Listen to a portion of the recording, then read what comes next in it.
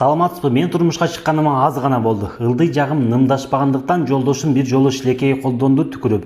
Мен абдан чочуп кеттим. Негизи эле ооздо өтө көп бактерия бар го. Болбойт мындай кылам десем, жинекелди туура кабыл алган жок. Ошондон соң начар жыт пайда болду. Кыз кезимде мындай проблема жок эле. Жолдошума төшөктө акыл үйрөткүм келбейт. Бир нерсе айтсам эле мурда болгонбу деп күмөн санай берет, кыздыгымды өзү алса дагы. Анонимдүү жооп бересизби сураныч дейт. Кудайым ай, түкүрбөгөн өзү ошол эле жерибиз калган.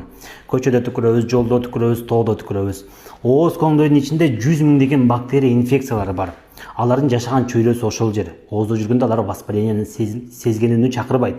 Бирок жыныстык катнаш учурунда ошол шилекей менен жанагы бактериянын жыныстык жолго өткөзүп бере турган болсоң, ал жакта воспаление башталат. Анткени ал жердин pH башка, среда башка, ал жердин чел кабыгы башка. Анан аялдарда жагымсыз жыт жага баштайт, аларга кычышат, ачышат, туалетке барат.